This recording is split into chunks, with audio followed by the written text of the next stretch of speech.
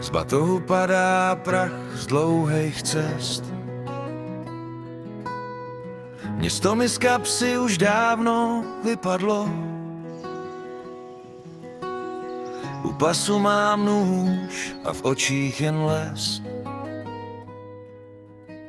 A ticho, co říká víc, než bys čekal. Když ráno se mlha válí jak sen a rosa ti chladí dlaně i tvář, pochopíš náhle, jak malej je den, když ho jen honíš, místo abys ho žil dál. Když les dýchá, dýchej s ním, nech svět za zády, stiš ten křik. Není slabost zastavit krok, jen tak najdeš, co ztratil čas.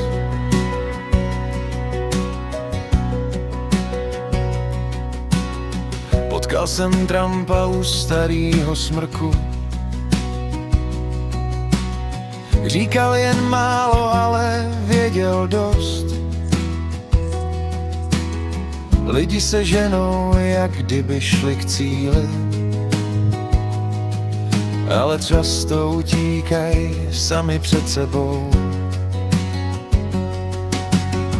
Ukázal řeku, co klidně si jde. Vidíš, ta nikam nespěchá víc, a přesto vždycky dorazí, kde chce, protože ví, že nemusí nic. Když les dýchá, dýchej s ním, nech svět za zády, stiš ten křik. Není slabost zastavit krok, jen tak najdeš, co ztratil čas. A oheň ti praská jak starý příběhy, co nikdo už ve městě nevypráví. A hvězdy ti svítí jak dávný znamení, že všechno, co hledáš, už dávno máš.